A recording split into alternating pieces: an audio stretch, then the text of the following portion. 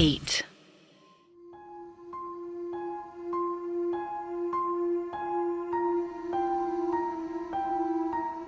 एक बेसमेंट जो घर में ही था, पर घर वालों को ही उसके बारे में कुछ पता नहीं था।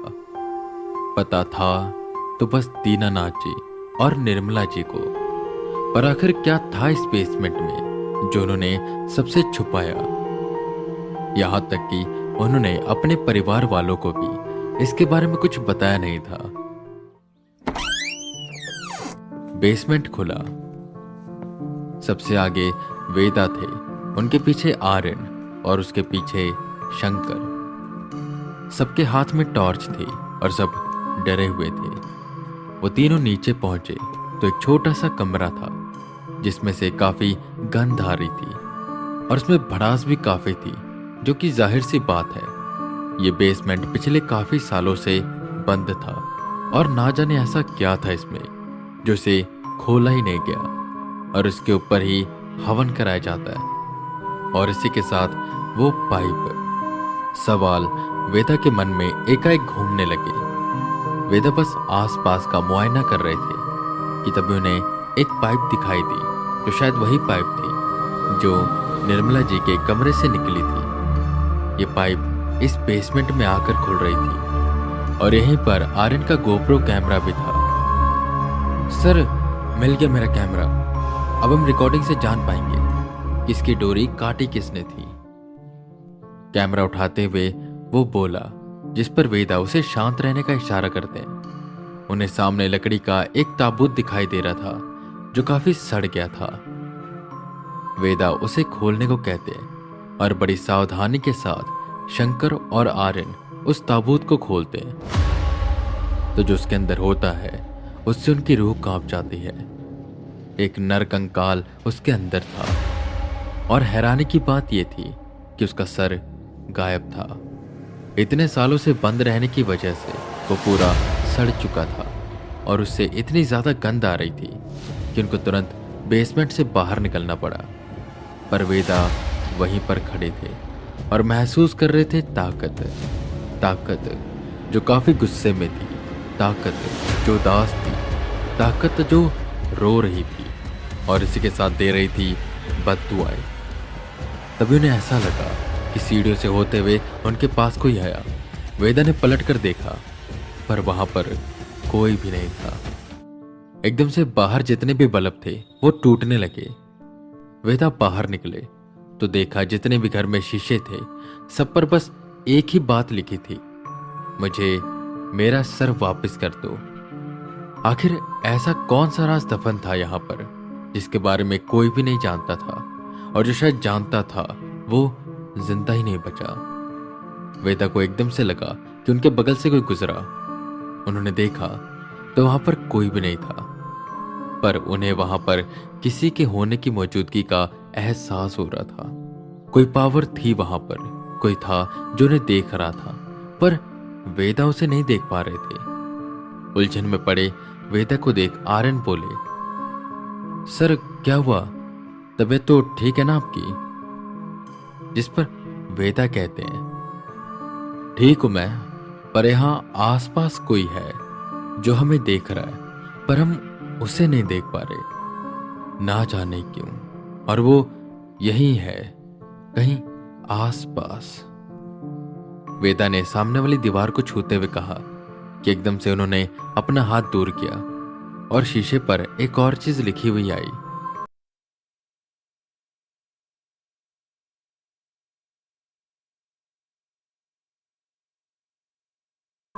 मैं इसी के अंदर रहता हूं, मुझे मेरा सर वापस कर दो।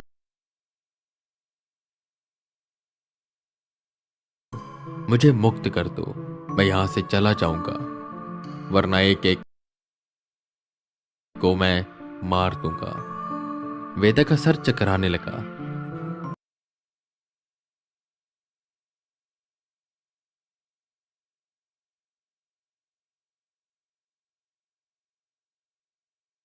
अरे यार शंकर, ये सब क्या है? तुम्हारे घर के नीचे बेसमेंट,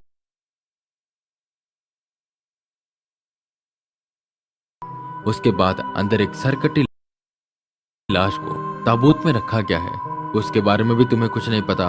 ऊपर से एक पेटी भी है जिसके पीछे यह आत्मा पड़ी है और उसके बारे में भी तुम्हें कुछ नहीं पता।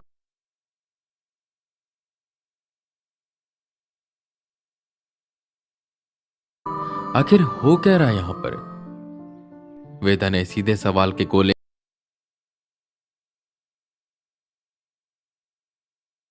शंकर की ओर छोड़े, जिस पर वो बड़े आराम से एक बात बोलकर बच गया। सर, सच में हमें नहीं पता। पता नहीं, यही जवाब वेदा कब से यहां पर सुन रहे थे। वो जब से यहां पर आए थे बस उन्हें यही सुनने को मिल रहा था। आखिर कैसा परिवार है ये? वो ये सब सोच ही रहे थे कि तभी शीशे पर जो लिखा था वो मिटा और दोबारा से कोई कुछ लिखने लगा। झूठ है, इसे सब कुछ पता है मैं कौन हूं और मुझे क्या चाहिए। वेदा ने पलटकर शंकर को देखा। सुनो, झूठ मत बोलो क्योंकि आत्माएं झूठ नहीं बोलती। सच सच बता दो, क्या छुपा रहे हो? वेदा ने शंकर की ओर बढ़ते हुए कहा, जिस पर शंकर एकदम से पलटा और बाहर की ओर भागने लगा कि दरवाजे अपने आप बंद हुए और एक साया दीवार से बाहर निकला और शंकर का गला दबाने लगा। बता दे, सच सच बता दे, अभी भी मौका है, सच बता दे। वेदा भाग कर आए, उन्होंने उसे बचाया और जब देखा तो शंकर ने हाथ में वो कलावा नहीं बांधा था जो वेदा ने दिया था और यह देखकर वेदा का दिमाग खराब हो गया।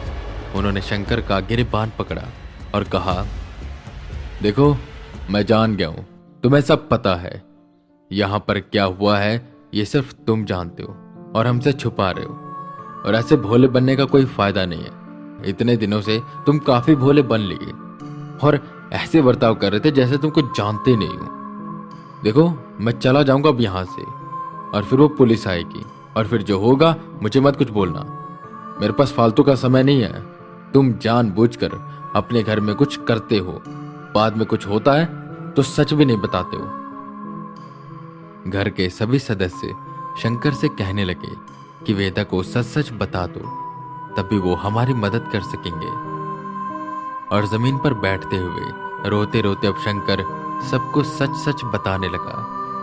सच इस बेसमेंट का, सच उसकी मां की मौत का और सच इस घर का। देखिए, मैं ये इसलिए छुपा रहा था और मैंने सबसे ये इसलिए छुपाया क्योंकि इसने हमारी गरीबी दूर करी। हम लोग बहुत गरीब थे। गरीबी हमारे लिए शराब की तरह थी जो सदियों से चलती आ रही थी। हमारे साथ पूछते गरीब थे और हम भी। पापा कोई भी काम शुरू करते नाकाम रहते। उन्होंने बहुत मेहनत करी पर उन्हें लगा कि शायद ये शराब है जो हमें आगे नहीं बढ़ने देगा।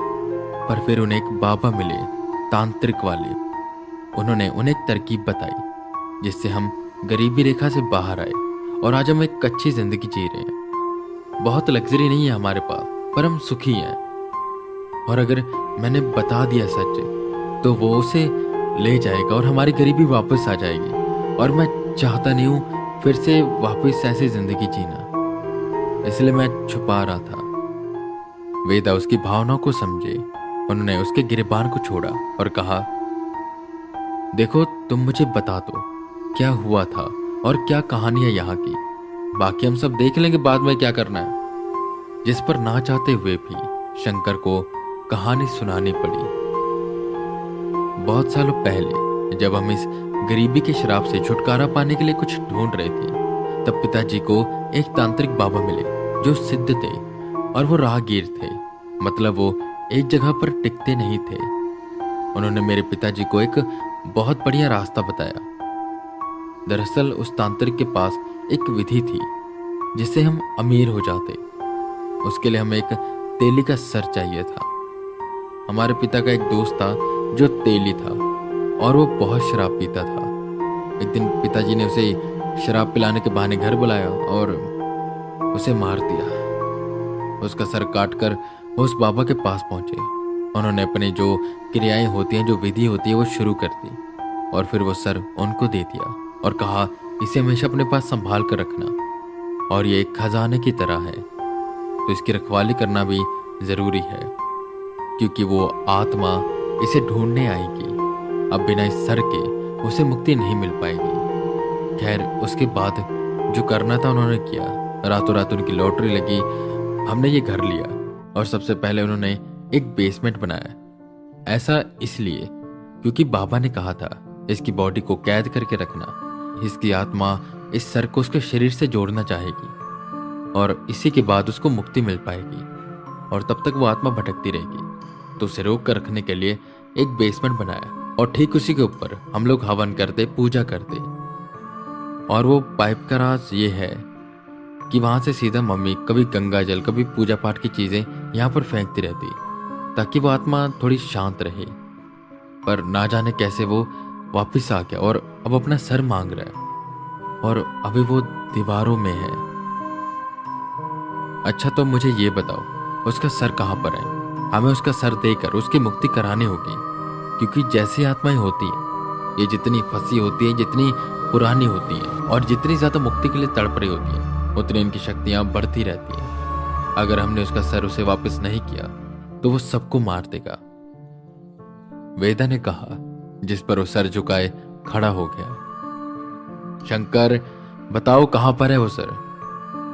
जिस पर काफी देर के मौन के बाद शंकर बोला, सर वो कहाँ है ये तो मैं आपको बता दूं, पर वहां जाना खतरों से खाली नहीं है। आप अभी भी सोच लीजिए।